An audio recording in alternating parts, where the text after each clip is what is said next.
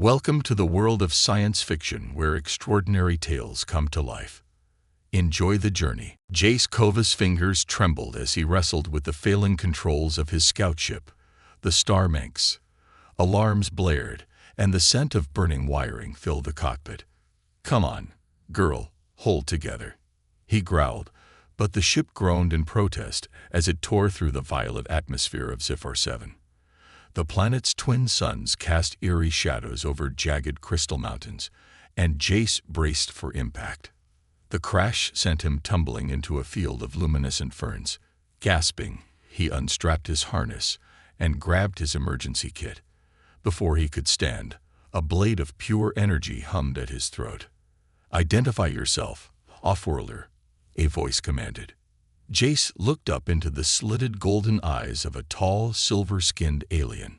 Her sleek armor shimmered like liquid metal, and her crest of bioluminescent tendrils pulsed with suspicion. Zara Vex had never seen a human before. This creature was smaller than expected, its soft skin and rounded features almost laughable compared to her warrior caste. Yet its ship, crude by Zephyrian standards, had survived atmospheric entry without a quantum stabilizer. "I'm Jace Kova," the human coughed, raising his hands. "I come in peace, mostly because my ship's in pieces." Zira's scientific instincts warred with protocol. Humans were forbidden on HFY after their reckless colonization of the Orion Belt. But this one's defiance intrigued her. "You will be detained," she stated, lowering her blade slightly. "The High Synod will decide your fate." Jace smirked. "Great. Love meeting new people." As Zira marched him toward her hover pod, Jace noticed her stiff posture. "You're not a soldier, are you?" he asked. Zira's tendrils flickered, a tell.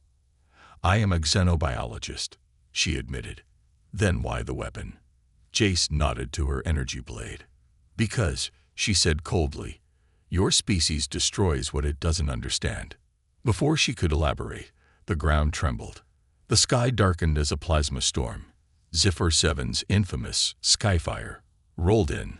Zira's pod's systems flickered. "We won't make it to the Citadel," she muttered. Jace grinned. "Lucky for you, I'm great at improvising."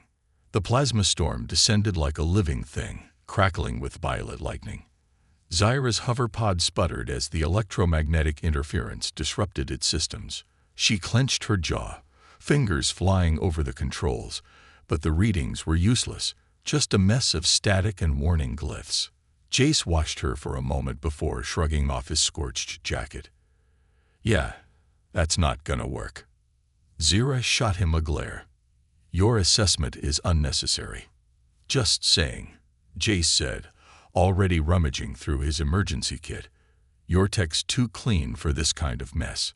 Skyfire's basically a giant EMP with teeth. He pulled out a tangled coil of wires, a cracked power cell, and what looked like a handheld welder. Zira's tendrils flickered in disbelief. "You intend to fix advanced Zephyrian systems with scrap." "Not fix," Jace corrected, grinning. "Reroute." She wanted to argue, but the storm wasn't waiting. A bolt of plasma struck nearby, sending a shockwave that rattled the pod. The lights died completely. In the eerie glow of the storm, Zira saw Jace's hands moving with practiced desperation, splicing wires directly into the pod's auxiliary circuits. "This'll bypass the fried regulators," he muttered, more to himself than her. "Might burn out in an hour, but we only need 10 minutes. Zira hesitated. It was reckless, primitive. But the pod systems flickered back online, weak, unstable, but alive. She exhaled sharply. "How did you know that would work?" Jace wiped sweat from his brow. "Back on Mars, we called it field engineering. When your life depends on it, you make things work with whatever's left." The pod lurched forward, slower than before, but moving. Zira guided it toward a series of crystal caves she knew could offer shelter.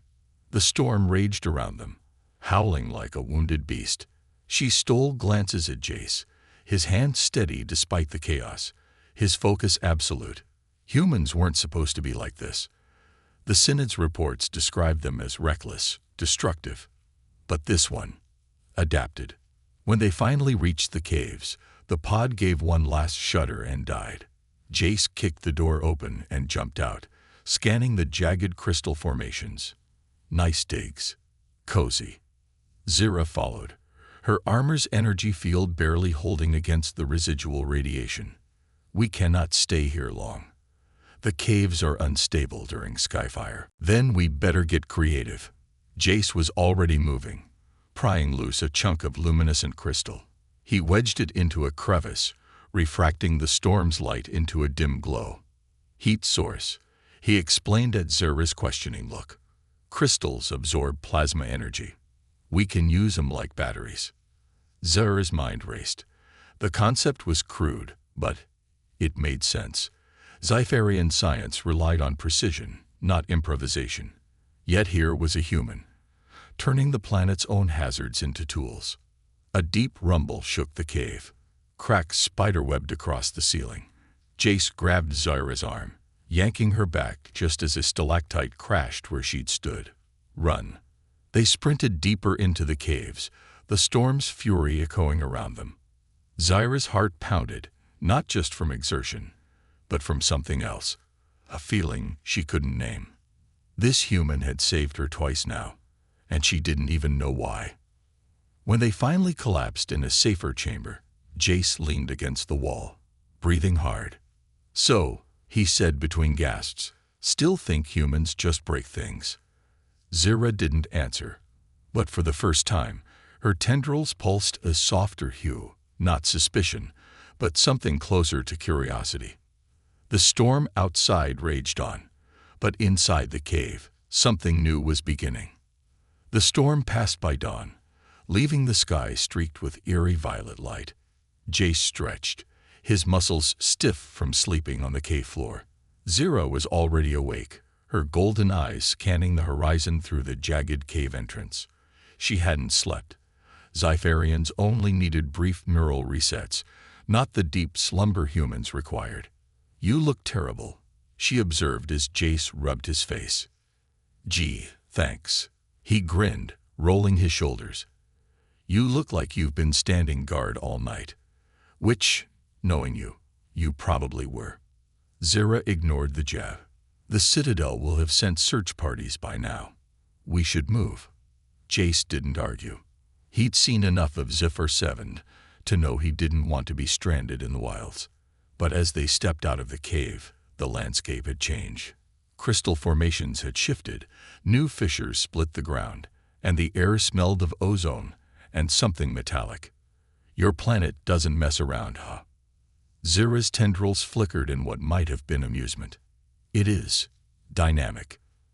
They hadn't walked far before a squadron of Zypharian enforcers descended in sleek hovercrafts, weapons drawn.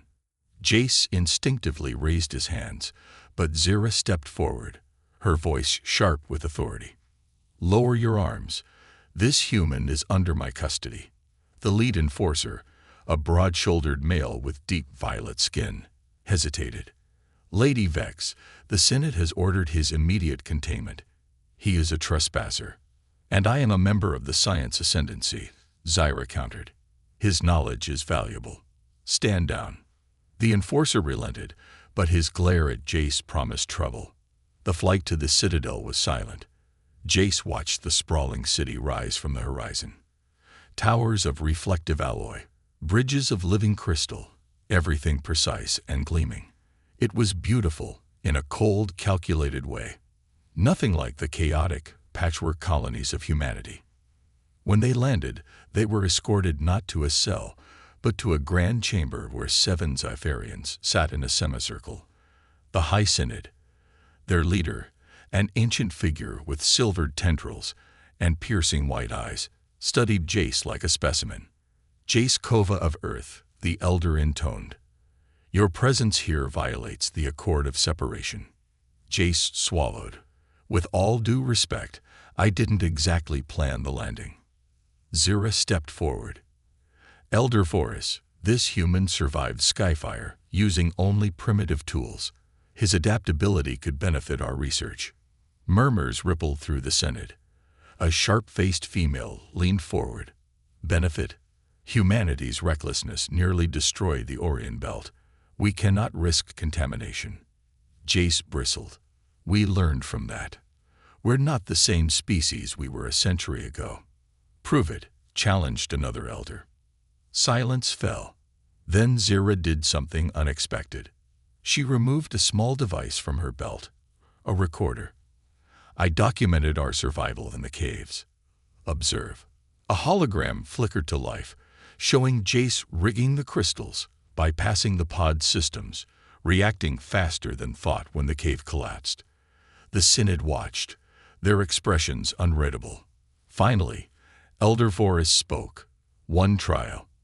If the human can solve a problem our scientists cannot, he may remain under supervision. Jace exhaled. What's the problem? Zira turned to him, her golden eyes gleaming. The Western energy grid. It fails every Skyfire season. We have not found a solution in 50 cycles. Jace almost laughed. You're joking. That's it. The Synod stiffened. Zira's tendrils darkened in mourning. But Jace just cracked his knuckles. Show me the grid. The Western Energy Grid Control Hub was a cavernous facility buried deep beneath the Citadel, humming with unstable power relays and flickering holographic schematics. Jace let out a low whistle as they entered, his boots clicking against the polished crystal floor. Okay, this is excessive. Zira shot him a look. This is the most advanced energy distribution system in the quadrant. Yeah, and it's about as efficient as a broken dam. Jace walked up to the main console, eyeing the tangled web of energy pathways. You're trying to force stability where there isn't any. Skyfire's not just interference. It's a living storm. You can't brute force it into submission. The Zypharian engineers stiffened.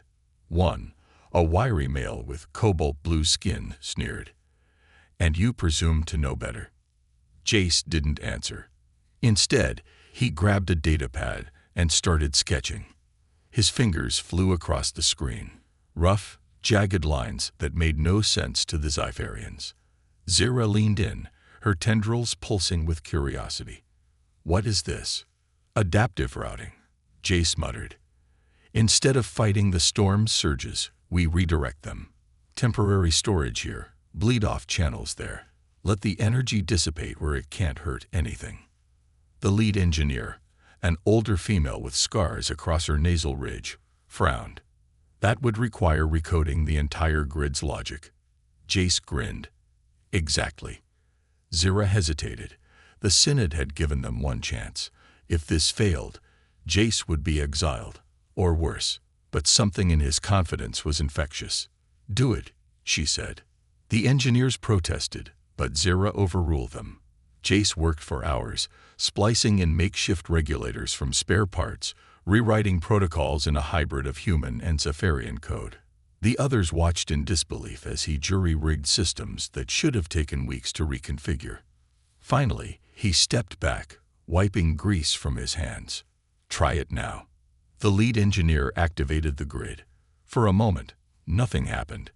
Then, as the first tendrils of the next Skyfire storm brushed the atmosphere, the grid reacted, not with resistance, but fluid redirection. Energy surged through the new pathways, harmlessly dissipating into backup buffers. The control hub erupted in stunned silence. Zira's golden eyes widened. It worked. Jace shrugged. Told you. But then the alarms blared. A secondary relay, overloaded by the redirected energy, exploded in a shower of sparks. Jace lunged, shoving Zira out of the way as a surge of raw plasma arced toward her. The energy washed over him instead, sending him crashing to the floor. Zira screamed his name. When the smoke cleared, Jace was alive, but his skin glowed faintly where the energy had struck. The Zypharians backed away in horror. Contamination, one whispered. Zira ignored them, dropping to her knees beside Jace. His breathing was ragged, his pulse erratic. But his eyes, when they opened, they burned with an intensity she'd never seen. Jace, she whispered. He grinned weakly. Well, that was new. Then the doors burst open. The Synod's guards flooded in, weapons raised. Zara stood, shielding Jace with her body. Stand down. He just saved the grid. But the guards didn't lower their weapons. Behind them, Elder Forrest stepped forward, his white eyes cold. No, he said. He has become the experiment. Jace's body burned. The plasma surge had done something to him. Something the Zephyrian medics couldn't explain. His cells were adapting at an impossible rate, cycling through mutations and stabilizing just as quickly. Zira monitored the readings in disbelief. Your DNA is rewriting itself in real time, she murmured. It should be tearing you apart. Jace flexed his fingers, watching as faint energy crackled between them. Feels more like waking up. The door to the medbay hissed open. Elder Forrest entered, flanked by Synod guards. His gaze lingered on Jace's glowing veins. You are an anomaly, human, and anomalies must be contained. Zira stepped between them. He's not a threat. He's the key to understanding Skyfire energy. Vorus's voice was ice, or the catalyst for our destruction. The accord of separation exists for a reason. Jace stood, his movements smoother than before, charged with latent power. You're scared. I get it. But locking me up won't stop what's coming. The elder stiffened. Explain. Jace tapped the medbay's console, pulling up stellar charts. Skyfire isn't just a weather pattern. It's a signal, and something's answering. The screens flared to life, displaying deep space scans, a massive amorphous energy signature drifting toward Zephyr 7. The room fell silent. Zira's tendrils went pale. A harvester. The word sent a ripple of terror through the Zephyrians. Harvesters were cosmic predators, drawn to unstable energy sources. They'd stripped entire worlds bare. Vorus turned to Jace, his composure cracking. You brought this upon us. No, Jace said, but I can stop it. He lifted his hand, and the energy in his palm flared brighter. The surge didn't corrupt me. It connected me. I can feel the harvester's frequency, and I can disrupt it. Zira gripped his arm. You'd need a conduit powerful enough to reach orbit. Our tech isn't designed for. Not your tech, Jace interrupted. Ours. He grinned. Time for a field trip. The Starmix's wreckage still smoldered in the valley where Jace had crashed. He scavenged the remains, cobbling together a transmitter from shattered components. Zira watched, equal parts horrified and fascinated. This is madness. You're combining unstable human tech with live Skyfire energy. Jace winked. Madness is what we do best. As the harvester's shadow darkened the sky, the Zephyrians rallied. Engineers jury-rigged amplifiers, soldiers erected barricades. Even Forrest stood silent, his skepticism drowned by necessity. Jace climbed onto the transmitter's platform, wires snaking around his arms. Ready?